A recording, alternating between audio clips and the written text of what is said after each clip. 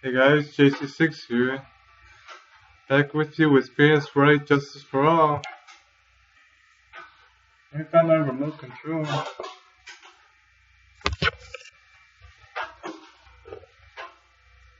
Let's see what the judge has to say. So supposing that rule of cash was not a tip, then what was it?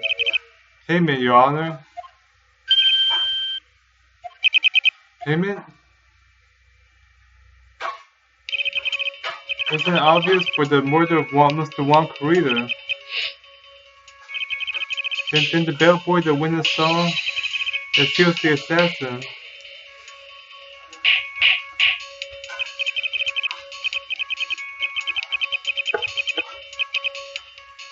Hold your horses now, Mr. Edgeworth. You don't have any proof of this, do you? Have I ever been unprepared to support my claims, Your Honor? I have here the card Shelly the killer left at the scene of the crime. Shelly the killer? She is the person the police's special investigations team has been chasing for ages.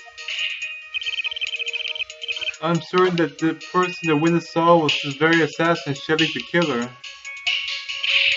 Really? What's wrong, Mr. Powers? No, nothing. Something just clicked in my head. I think I just figured something out. Actually, I thought...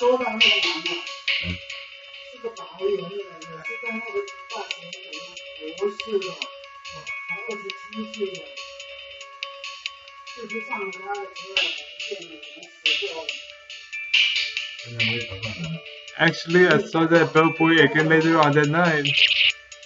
What?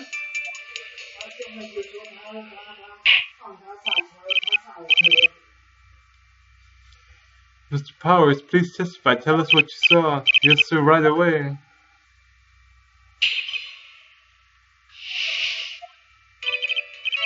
This time I was in that hallway because I had to go to the bathroom. And that's when that bellboy I saw earlier came out of the room. Of course, when I say room, I mean Juan Carita's room. Now that I think about it, that bellboy just seemed kind of out of place, yeah. They had to be an assassin, I'm sure of it. I mean... Thank you very much, that's all we need for now. I'm not done to steal more. Let's first establish that the bellboy is truly Mr. the Killer, then we shall see. So the bellboy came out of the victim's room? That bellboy really was the assassin? Then I think the answer is fairly obvious. That'd be correct, Your Honor. Well, Mr. Wright, I believe it's your turn to entertain and make us laugh. Ha ha ha ha. This is no laughing matter.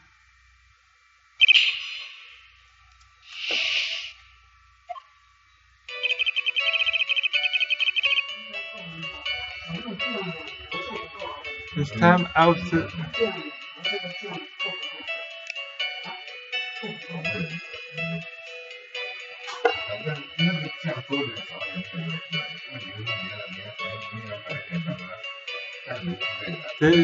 This time I was in the...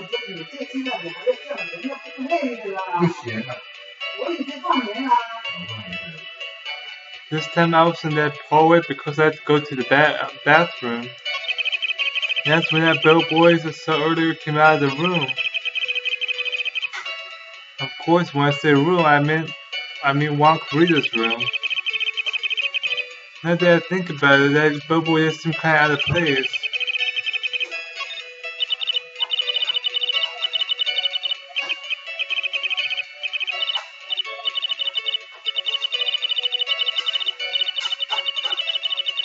Gonna have to pull some cheap tricks on this one.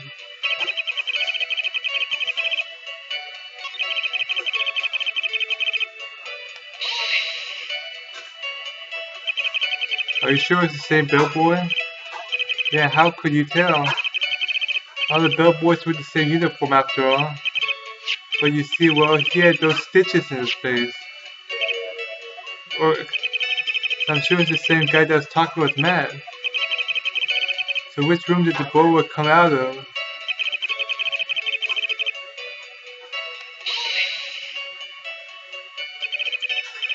In the victim's room, huh?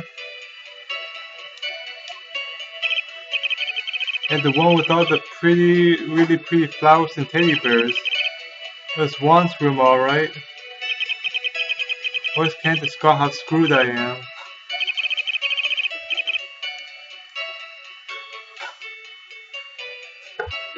Let's continue with the testimony, shall we? When I think about it, bellboy just seemed kinda out of place. And sorry to be the sense, I'm sure of it.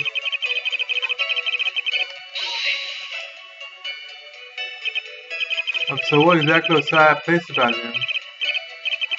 Wright, why the incepted grin? Maybe because I have no idea what damage thing he's gonna say next.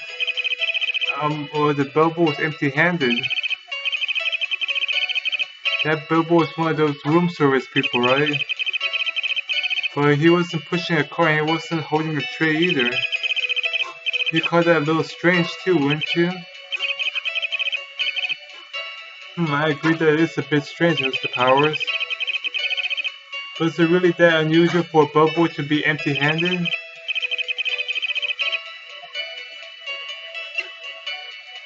I'm gonna try to pull a fast one. There's nothing strange or unusual about an empty-handed bellboy. There really is. There really isn't. They're attempting school children. Bellboys are for room service. There is no reason for them to be empty-handed ever.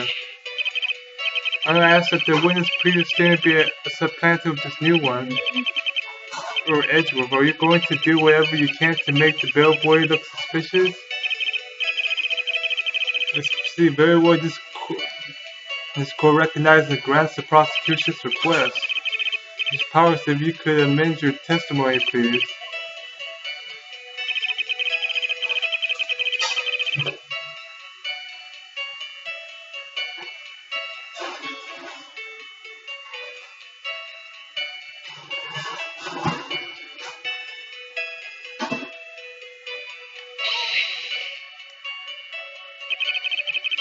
So you're saying that's suspicious for him to be empty-handed?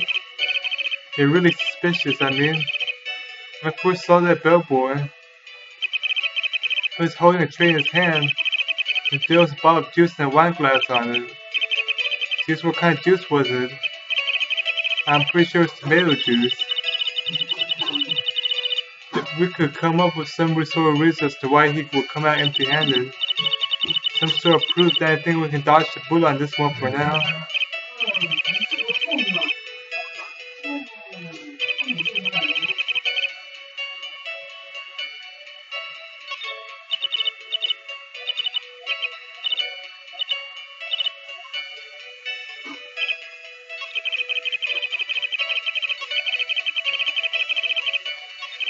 Well, let's see. Kind of strange for a bellboy to come out of a guest room empty-handed.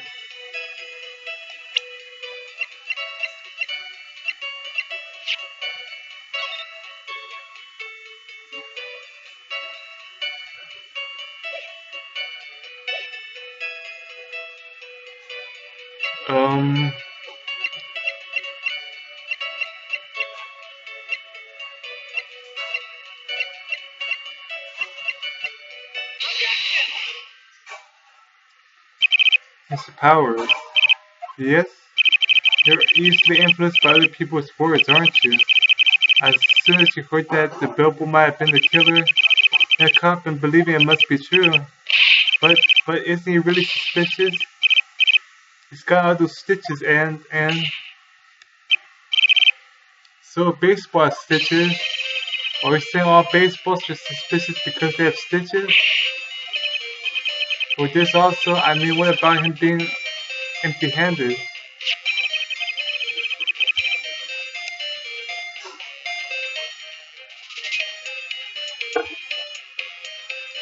I'd like to ask the court to please take a look here. This is the crime scene. There's a wine glass sitting next to Mr. Korea's body. And this one, I didn't actually look this one up. I actually figured this one myself. The liquid inside the glass is tomato juice. Now if you would look at what's on top of the table in the lower right corner here, everyone can clearly see that it's a tray with a bottle of tomato juice on it. Bill had just brought this to Mr. Carrillo's room.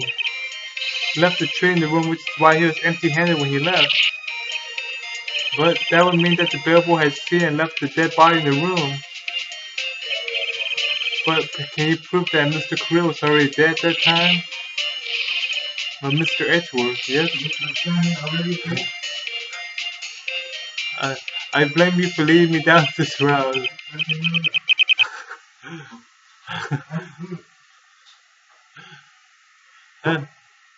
I'm terribly sorry. What is with him? Why is he laughing? Witness, isn't there one more thing you would like to share with us? Is there? The boy was empty-handed, or shall I say empty-handed? I will call you something interesting. I will call you something interesting to say about his hands. Oh yeah, I almost forgot. Oh well, what? That bellboy, he was wearing gloves. Gloves? They're pitch black leather ones. Other bellboys don't wear gloves like that, right? Black leather gloves. Why didn't you mention them earlier? Sorry, it slipped my mind. Oh boy, does this make the bellboy look really suspicious. I gotta focus. I can't get lax here. The way Bill had gloves, a lot of bellboys wear gloves. Come on, Mr. Wright. That bellboy was wearing black leather ones. So football's made of leather? Are you saying all footballs are suspicious because they're made of leather? But that man, he received the largest roll of cash from the defendant. Then he was seen leaving the crime scene wearing black leather gloves. I don't think that even someone like myself can believe he was just another bellboy. Seems that we've finally come to an understanding. Now then, witness, please continue with the rest of your testimony. The rest? Oh yes, please tell us more.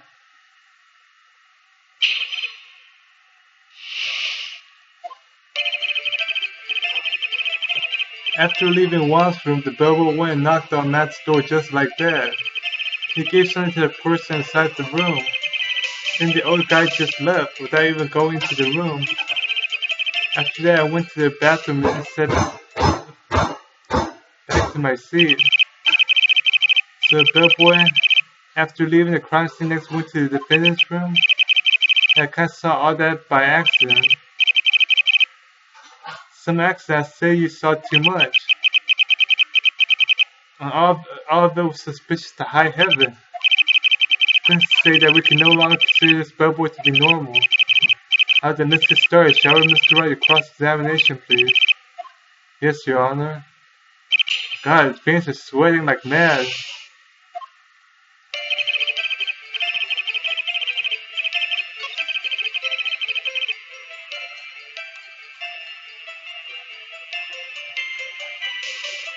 He gave something to the person inside the room.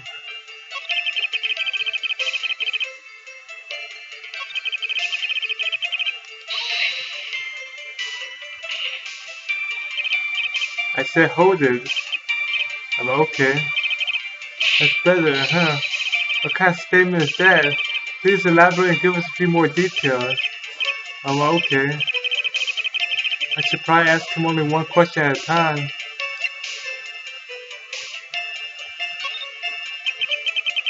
He gave something to this person? But what was this something? I remember what it was, I wouldn't be calling it something, would I? But this implies that something was removed from the scene of the crime. Are you sure you really can't remember, Mr. Powers? I think it was something kind of small.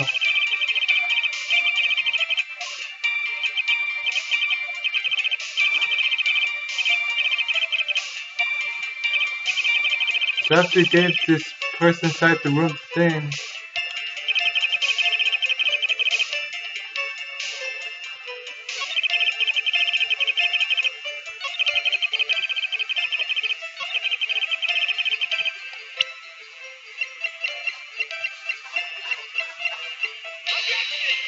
Oh snap!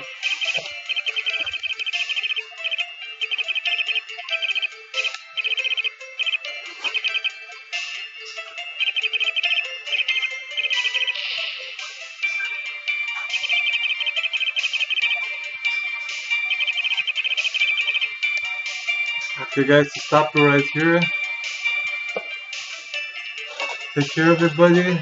I'll see you guys next time.